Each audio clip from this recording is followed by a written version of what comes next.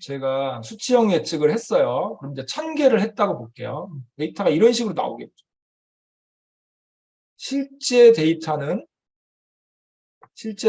100, 뭐 100, 101, 99, 뭐 103, 뭐 이런 식으로 쭉 나오겠죠. 근데 우리의 예측 값은 딱 맞진 않겠죠. 뭐 110, 뭐 105, 뭐 91, 뭐 이렇게 쭉 나오겠죠. 그러면 우리가 보통 이 편차를 구할 수 있습니다. 편차를 구하면 이거는 10, 이거는 뭐 4, 이거는 마이너스 8, 뭐 이런 식으로 쭉 있겠죠. 그래서 우리가 이거를 이제 우리가 그 평균을 구한다. 그러면 얘를 제곱을 합니다. 그럼 7의 제곱이면 100, 4의 제곱은 16, 8의 64. 이거를 쭉 다 더해서 다 더한 다음에 그 1000으로 나누면 이제 그 편차, 이게 RMS, 그 루트를 씌우면 이런 숫자를 최종 숫자로 하나로 보는 거잖아요. 이것만 갖고는 좀 애매하다는 거죠. 그래서 제일 먼저 뭘 하면 되냐면 숫자를 봅니다. 이거 분포들을 쭉 봐요. 근데 이게 1000개나 되면 보기가 어렵잖아요. 그래서 이거를 차트에다 한번 뿌려보는 거예요. X 값이 뭐가 되냐면 0번부터 1번까지 쭉 데이터가 있고 얘에서 10이잖아요. 지금. 그러면 이제 이거를 그래서 히스토그램식으로 좀 뿌려보는 거죠. 그러면 여기에 히스토그램을 이걸 만약에 히스토그램식으로 그린다. 그러면 10이 몇 개, 뭐 4가 몇 개, 이런 식으로 나올 거 아니에요. 0부터 오차가 만약에 뭐 100까지 우리가 대충 잡았다. 그러면 뭐 주로 뭐 평균이 만약에 오차의 평균이 만약에 뭐 20쯤 됐다. 그러면 뭐 10, 20, 30 이렇게 돼 있겠죠. 그럼 20이 뭐 이만큼 있고 30은 이만큼 있고 뭐 이런 식으로 될 거 아니에요. 뭐 우리가 학습을 했으니까 어쨌든 오차가 막 100 이런 애들이 거의 없을 거 아니에요. 이렇게 이런 식으로 데이터를 이렇게 뿌려보면 데이터가 내가 오차가 20이 제일 많고 30이 이렇게 돼 있고 이거는 굉장히 좋은 오차의 분포죠. 그래서 제일 좋은 거는 이 분포예요. 정규 분포로 나오면 제일 좋아요. 물론 이 오차가 작으면 좋은 거죠. 30을 기준으로 했을 때 오차가 만약에 평균이 30이다. 실제 우리 MSE를 뽑아봤더니 30이야, 평균이. 그럼 평균을 중심으로 이렇게 돼 있으면 그래도 오차의 분포가 괜찮다. 잘 학습된 아이라고 볼 수 있는 거죠. 그런데 이거를 그려봤더니 이렇게 될 수도 있잖아요. 똑같이 30이야, 평균이. 그런데 이렇게 돼 있지 않고 이렇게 가다가 막 이런 애들이 있을 수도 있잖아요. 그럼 이건 좀 이상한 거죠. 그 다음에 예를 들어서 평균은 똑같이 30인데 굉장히 잘한 애들이 대부분이고 엄청 큰 애가 하나 이렇게 있어. 그럼 평균이 오른쪽으로 확 쉬프트 되잖아요. 그러면 얘는 두 가지 케이스를 놓고 봤을 때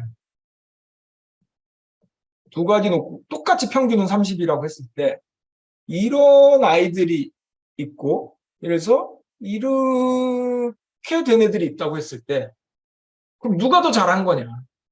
이제 이런 걸 좀 생각을 해봐야 되는 거죠. 모델 입장에서 보면 당연히 얘가 잘한 거죠. 그런데 이런 걸 가만히 보면 근데 이게 굉장히 오차가 큰 애들이 몇 개가 있는데 어떤 실수에 의해서 이런 게 노이즈가 들어갔을 수도 있다는 거죠. 그래서 이걸 빼고 보면 굉장히 평균이 30이 아니라 10으로 시프트 되면서 이렇게 좋은 그래프가 나올 수 있다는 거죠. 그러니까 이게 항상 그러니까 이게 무슨 우리가 기계학습을 평가한다 이런 개념으로 보지 마시고 그냥 우리가 데이터 분석을 한다라고 보죠. 그럼 데이터 분석을 할 때 우리가 제일 먼저 대표값을 뽑는 게 평균입니다. 근데 평균은 함정이 있을 수 있죠. 네. 굉장히 큰 값이 한두 개 때문에 평균값이 오른쪽으로 확 축소되기 때문에. 그래서 우리가 전체적으로 봐야 된다. 그러면서 뭐 중간값도 보고 막 이렇게 하잖아요. 저기 뭐지? 분산도 보고 이렇게 하는 거잖아요. 그래서 이 편차들의 데이터를 직접 볼 필요가 있다는 거예요. 이렇게 되고 있는지 이렇게 되고 있는지 그런 것들을 한번 뿌려보는 거죠. 그리고 아니면 뭐 이렇게 뿌려보는 것도 괜찮아요. 그냥 아예 다이렉트로 여기에는 그래서 값을 실제로 뿌려보는 거예요. 내가 그 예측한 값, 그다음에 실제 Y값 이렇게도 뿌려보는 거죠. 그러면 내가 원래 10인데 10으로 예측했으면 여기죠. 20인데 20으로 예측했으면 여기에요. 그럼 제일 아이디어한 경우는 이 직선호 안에 다 들어오는 게 맞죠. 그런데 내가 10으로 예측했는데 실제 값은 8이었어. 그럼 여기에 들어오. 점이 여기에 찍히겠죠. 실제 20으로 예측했는데 실제 값은 뭐 25였어. 그럼 여기에 들어오겠죠. 그럼 점들이 이 선을 근처로 이렇게 분포하면 그래도 다한 거죠. 그런데 만약에 이제 이런 거죠.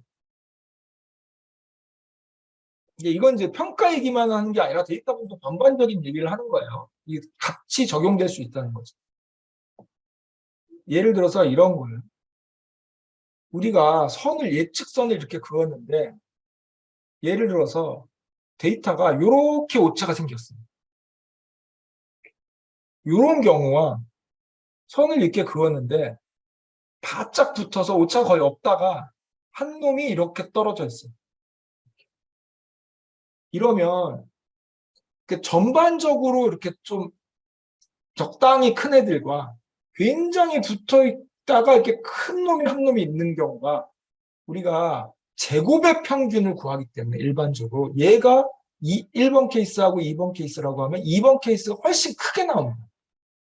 분산을 우리가 제곱을 해서 평균을 구하면 분산 구할 때 이게 영향을 받는 거예요. 그래서 우리가 평소에 최소 제곱법을 쓰는 것도 2번보다는 1번 쪽을 하고 싶다는 거예요. 뭔가 다 잘하는데 되게 굉장히 잘못하는 놈이 나오기보다는 전체적으로 평균적으로 좀 잘했으면 좋겠다. 이게 더 좋다고 보는 거예요. 그래서 실제 계산을 해보면 예를 들면 얘가 5, 4, 3, 4 이렇게 있는 경우와 똑같이 1, 마이너스 1, 1 하면 만약에 다 더하면은 4, 4, 16에다가 9에다가 16이다. 그러면은 111이니까 3이니까 이게 13이다. 그러면 이렇게 계산해 보면 절대값 씌워서 다 평균 내보면 똑같죠. 얘도 16, 얘도 16. 나누면 4로 나누니까 4, 40이니까 4죠. 똑같이. 제곱 평균을 구해보면 얘는 25 더하기 4, 4, 16 더하기 3, 3은 9 더하기 4, 4, 16 더하기 이거 다 더해서 4로 나눈 거하고 얘 한번 해볼까요? 1 더하기 1 더하기 1 더하기 13의 제곱을 4로 나눈 거. 당연히 13의 제곱이 훨씬 크죠. 그래서 이 2번이 분산이 훨씬 커지는 거고 최소 제곱법을 했을 때 루트민 스퀘어드가 훨씬 커지는 거예요. 루트민 스퀘어드예요. 이런 경우가 있는 거죠. 그래서 우리가 실제 오차를 분석할 때도 이렇게 뿌려보는 것도 중요하다는 거예요. 데이터가 어떻게 분포하고 있는가. 그럼 이런 경우 생각할 수 있죠. 혹시라도 이게 뭔가 측정이 잘못되어 있다면 아주 럭키하게 그럼 숫자에는 안 나타나지만 이게 잘못된 특성이었어 만약에 그럼 이걸 빼면 굉장히 성능이 좋아지는 거죠. 그래서 이거는 어디 책에 나온 게 아니라 제 생각이라서 좀 그냥 저의 주장입니다. 저의 주장이에요. 제 생각에는 이런 것들을 좀 뭔가 약간 수동으로 좀 보는 게 좀 필요하다고. 데이터를 실제 펼쳐보고 정말 중요하다면 1000개를 다 눈으로 보는 것도 의미가 있어요. 1000개를 보는 거. 그래서 이렇게 줄여보는 것도 의미가 있고 그리고 이 오차의 분포를 히스토그램으로 그려보는 것도 의미가 있고 이게 이상치가 아니라면 1번이 더 좋은 케이스. 1번이 더 좋은 케이스고 그래도 우리가 파악은 하고 있어야 된다는 거죠. 똑같이 루트민 스퀘어드를 구했더니 얘도 30, 얘도 30이 나왔는데 과연 우리의 오차의 분포가 이런 식으로 되어 있는지 이런 식으로 되어 있는지를 좀 파악을 할 필요가 있다는 거죠. 근데 알고리즘은 1번으로 학습을 하기 때문에 이런 경우가 잘 나오지는 않아요. 그런데 학습할 땐 그렇지만 테스트 데이터에 넣고 봤을 때 이상치 데이터가 하나 있으면 이제 이런 경우가 생기니까 이걸 무조건 이 숫자만 보고 평가할 수는 없다. 그래서 이가 이상치가 아니라면 어떻게 할 거냐? 이제 이 질문은 뭔가 기술적으로 할 수 있는 게 아니라 그 현업에서 판단을 하셔야 됩니다. 이 알고리즘이 예를 들어서 이런 걸 생각해 볼 수 있죠. 만약에 내가 하는 업무가 만약에 이제 예를 들면 극단적으로 뭔가 암을 예측하는 이런 업무야. 하나라도 틀리면 안 됩니다. 하나라도 틀리면 굉장히 크리티컬한 거. 그러면 이런 거 배제하면 안 되죠. 근데 어떤 업무에서는 한두 개 좀 왕창 틀려도 그냥 버릴 수 있는 업무도 있을 수 있잖아요. 그런 경우에서는 이건 제가 정말 개인적인 생각인데 그냥 하나 왕창 틀리고 나머지 잘 맞추는 것도 괜찮지 않나. 알고리즘은 비록 이걸 선호하지만 이런 생각도 좀 드는 거죠.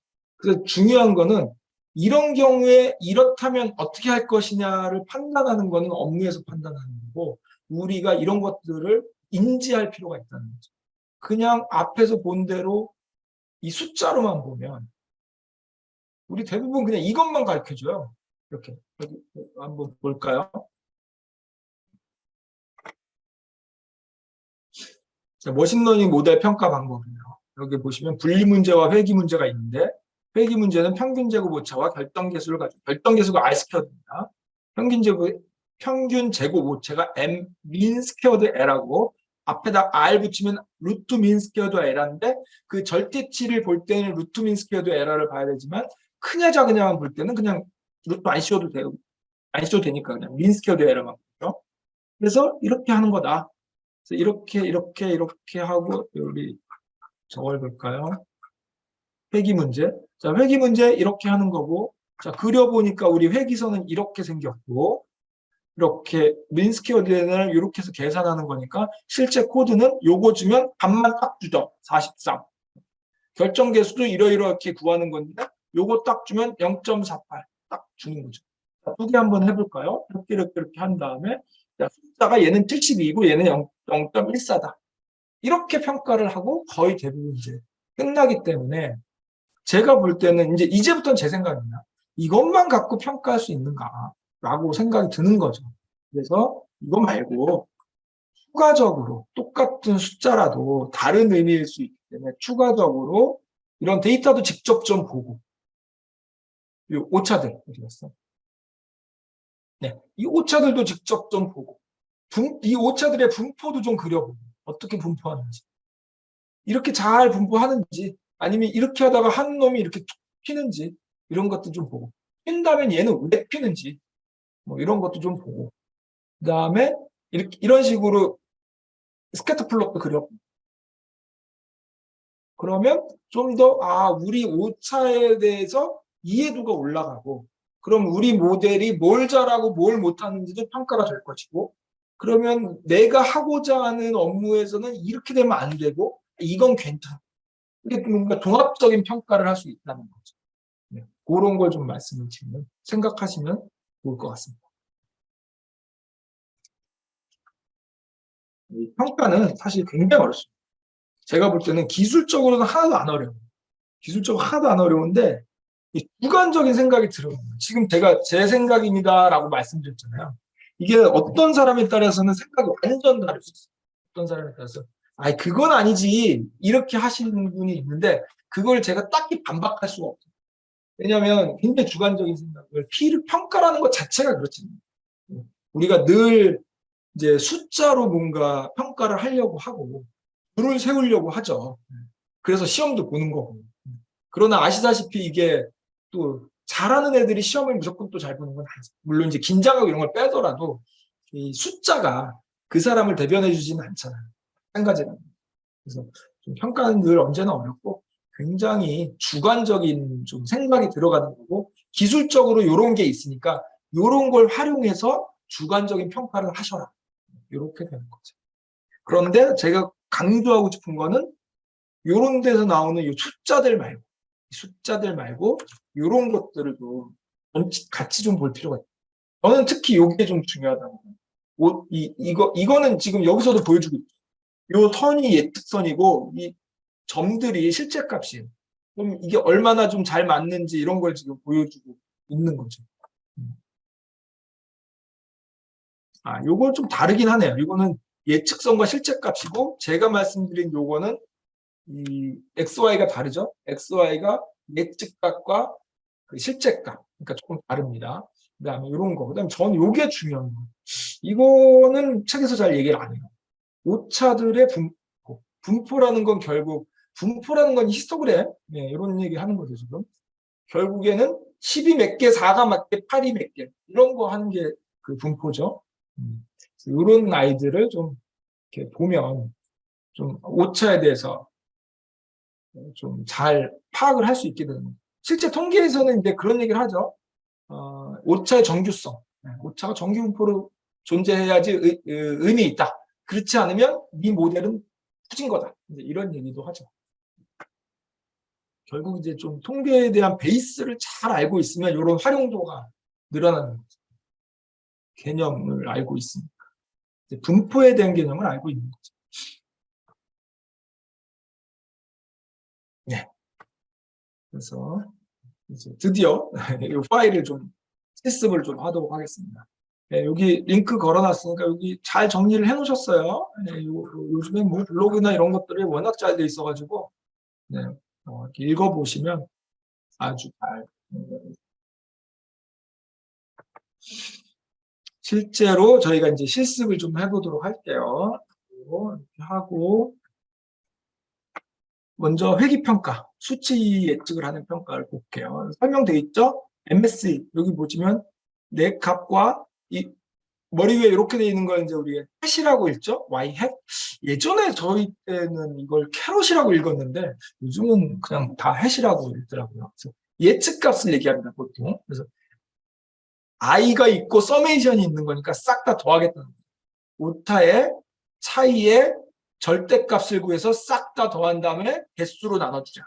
그래서 min 스퀘어드, min 앱솔루트, 잘못됐네요. min 스퀘어드에란 수식이 좀 MSE가 아니라 MA가 와야 되는데, 이거 왜 잘못됐지? 제가 타이핑 잘못한 것 같은데요. N 앞에 MSE가 아니라 MA인데, 오, 이렇게 몰랐네요. 네. MA, 여기 앞에는 MA라고 잘 돼 있는데, min absolute 에라. 그 다음에 여기 대곱을 더합니다. 대곱한 다음에 싹 다 더해서 min squared 에라. 그 다음에 이제 뭐 MSLE도 있는데 이제 요거는 보면 로그를 취해서 그 차이를 그냥 두 개의 차이를 구하는 게 아니라 로그를 취한 다음에 하자는 거죠. 결국 여기서 얘에서 얘를 빼는 게 아니라 요거를 로그를 취하고 얘도 로그를 취해서 차이를 구하자는 거죠. 근데 그냥 로그를 취하지 않고 더하기 1을 한 이유는 그때도 말씀드렸습니다. 로그 값이 너무 작으면 마이너스 무한대로 가버려요. 또 나오니까 로그 그래프가 이렇게 생겼어요. 여기 1을 중심으로 해서 1보다 작은 값이 나오면 조금만 작아도 0.1 이렇게 되면 실제 값이 이렇게 엄청 마이너스 무한대로 가버립니다.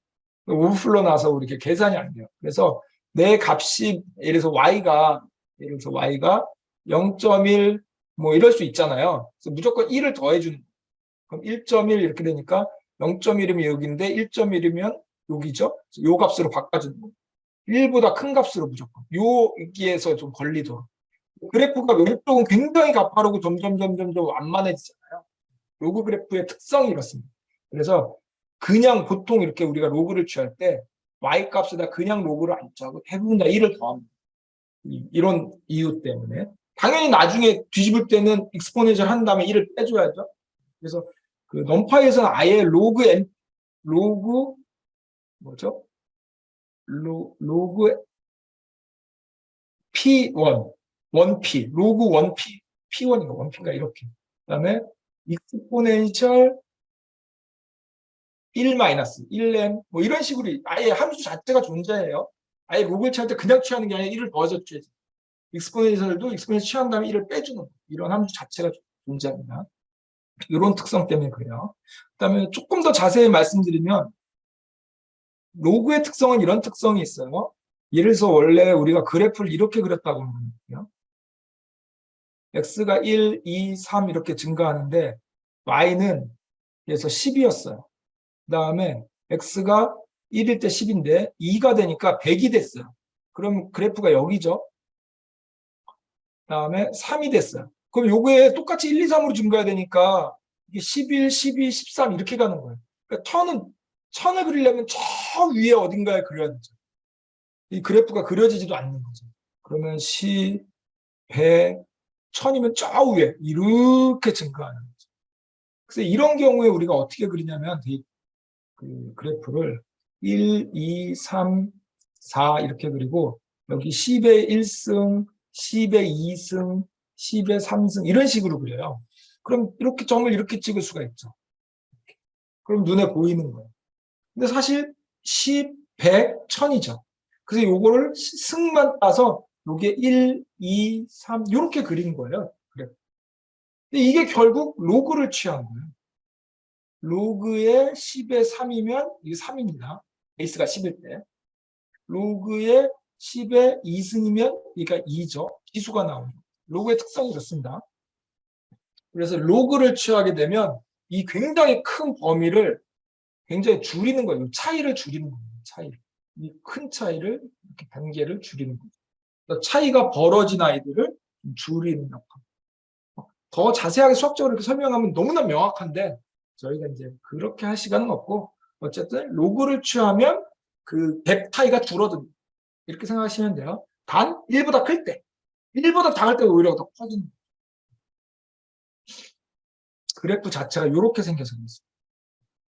로그를 취하는 이유는 뭐냐면 그 에라의 차이를 더 크게 보자는 거예요. 에라의 차이가 1보다 작을 때는 0.1 차이, 0.2 차이, 이게 0.2 차이가 훨씬 더 크게 보여요. 이 갭을 크게. 안 1보다 크면 그 차이를 줄여서 보겠다는 거예요. 그 차이를 예를 들어서 이런 거죠. 오차가 10이냐 20이냐 이러다가 어떤 놈은 갑자기 오차가 1000이 나왔어요.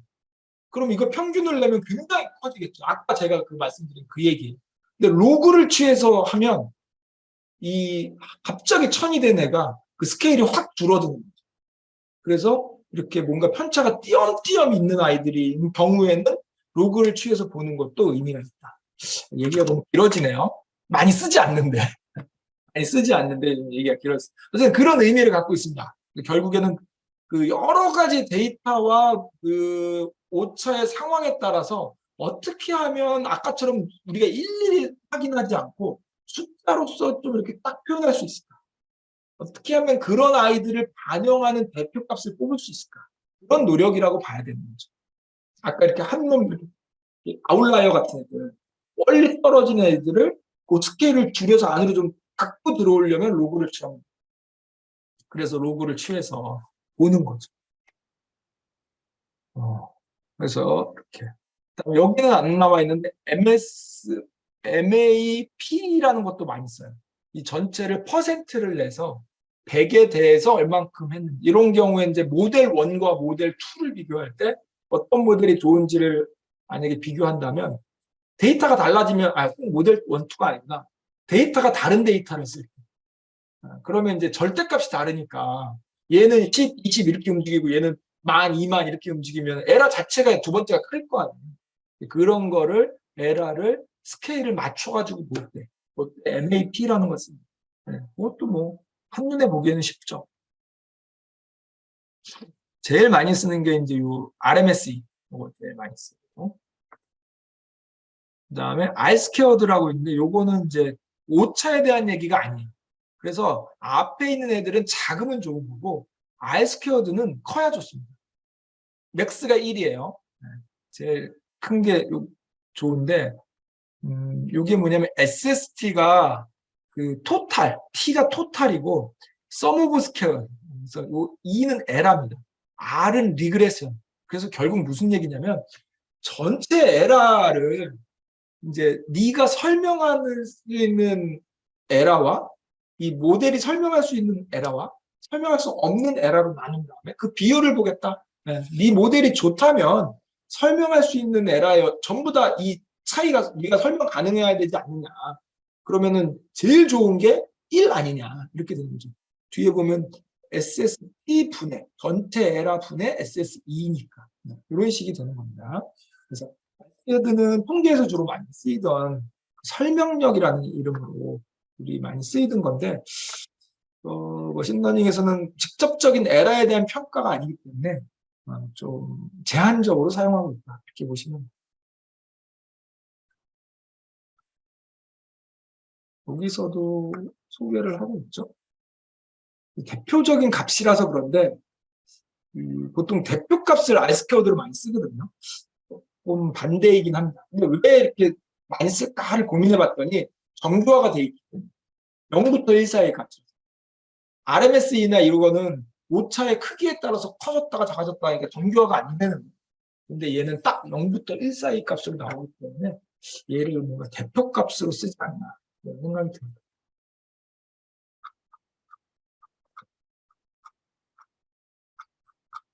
수가 뒤에 있어서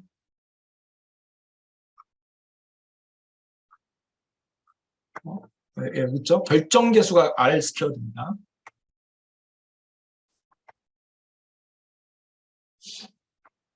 그래서 이런 식으로 설명을 좀 드리면 될 것 같고 실제로 한번 해보자는 거죠. 자, 데이터 가져올게요. 제가 드렸어요. 데이터 보스턴.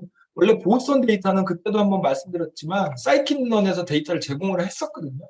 근데 이게 뭔가 라이센스 문제가 있나 봐요. 그래서 사이킨런에서 더 이상 제공하지 않겠다. 지금은 나오긴 나올 거예요. 근데 앞으로 안 하겠다. 그래서 쭉 뭔가 워닝이 나와서 요거 제가 데이터를 실제로 드렸고 걔를 읽어온 겁니다. 그래서 얘를 읽어서 아예 만들었죠. X 볼까요? 보죠. 이렇게 생긴 아이예요. DF는 원래 이렇게 생긴 아이인데 요게 뭐 방해 개수, 뭐 그다음에 뭐 역까지의 거리 어쩌고 저쩌고 그런 얘기들이고 요 타겟이 뭐냐면 집 값을 이렇게 수치로 나타내는 그 값이라고 보고 요거를 예측하는 거예요. 뭐 방해 개수가 많은 애들이 집값이 높고 여기서 가까운 집값이 높고 이런 걸 예측해 보자는 머신러닝에서 굉장히 전통적으로 오래된 데이터셋이고 많이 쓰는 거죠. 수치 예측에서. 그래서 보면 여기 보면 타겟을 드랍한 거를 X로 놨죠. 그러니까 여기서부터 여기까지를 X 값으로 쓰겠다는 거예요. 그리고 Y는 타겟만 Y죠. 네, 이렇게 우리가 일단 데이터를 만들었어요. 그래서 데이터 폼짝도 우리 이런 거 많이 하잖아요. 네, 이게 이제 주로 보면 Y축이 보면 Y축 타겟이죠 지금.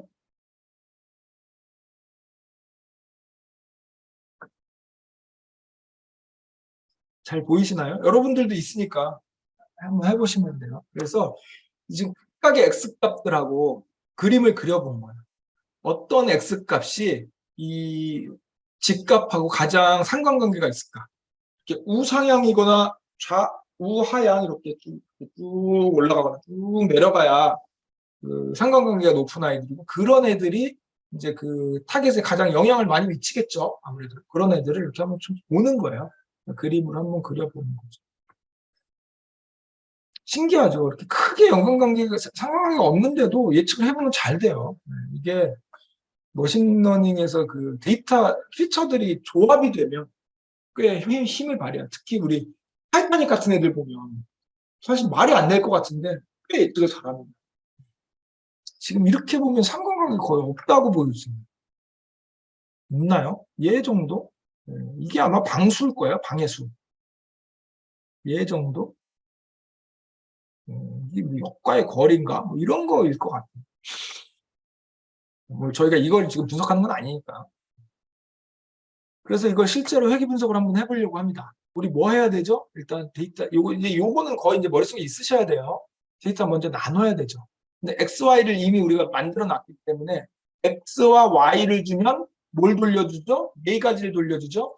X와 Y로 이미 나눠서 줬으니까 예전에 했던 건데 데이터를 쪼개서 줬죠? X들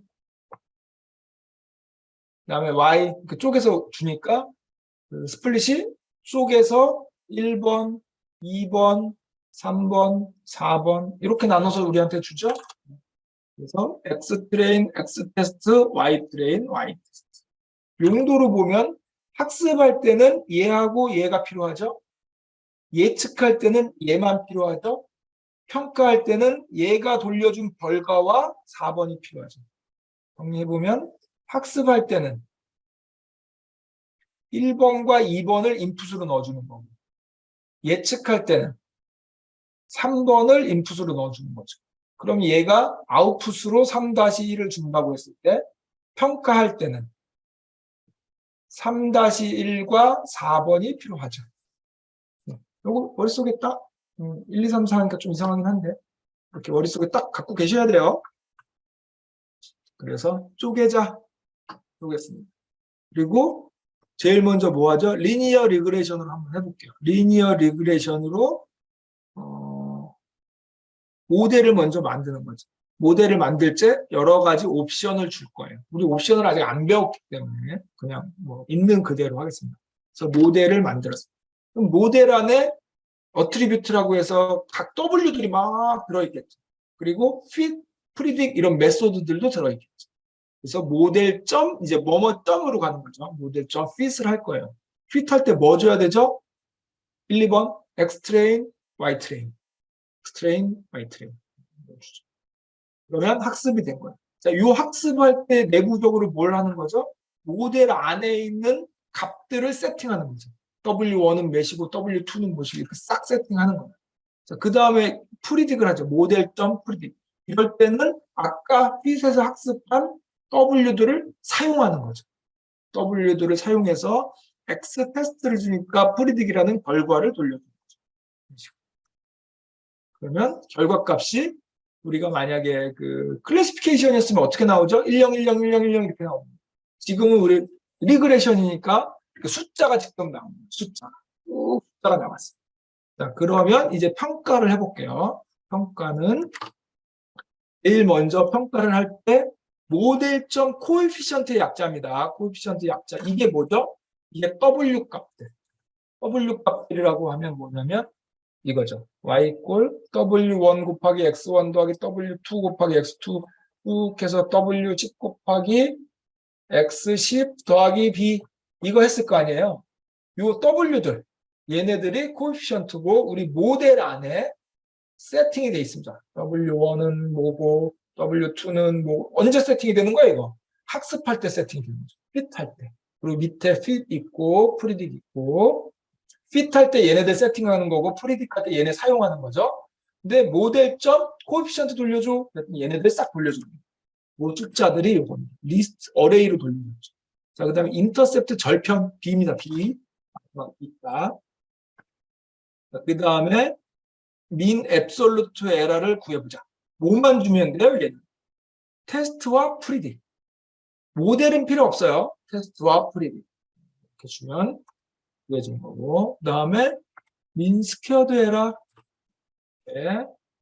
그 다음에 민 스퀘어드 에러. 민 스퀘어드 에러의 루트 씌운 거? 루트 민 스퀘어드 에러. 네. 따로 함수가 존재하지 않아서 직접 루트를 씌운 거죠. 아, 이건 아시죠? 혹시 몰라서. x의 제곱. 그럼 x 제곱이죠? x의 2분의 1승이면 이거 루트 x. 이거 아시죠? 네. 그럼 x의 0.5도 마찬가지인 거죠. 파이썬에서는 요 아스타리스크 하나면 곱하기고 두 개면 제곱이에요. 그러면 0.5 승이 되는 거죠. 그럼 2분의 1승. 결국 루트를 취하겠다는 얘기입니다. R 스퀘어드는 보면 R 스퀘어드 이렇게 구해주고 요거는 이제 없어갖고 이렇게 함수를 만들어서 보여줍니다. 그 다음에 요거를 스캐터 플롯으로 뿌려보는 거예요. 아까 말씀드린 대로 이렇게. 가로가 지금 테스트고 세로가 프리딕이에요. 이게 45도로 쭉 가면 다른 거죠.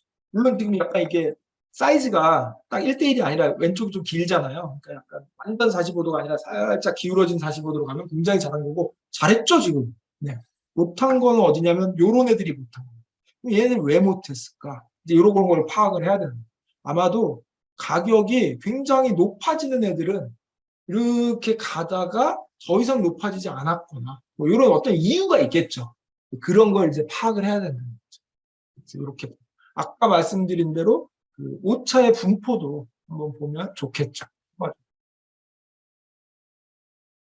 그리고 나서 크로스 밸리데이션이라고 있어요. 보면 크로스 밸리데이션을 할 때는 뭘 줘야 돼요? 모델을 줘야 돼요. 왜?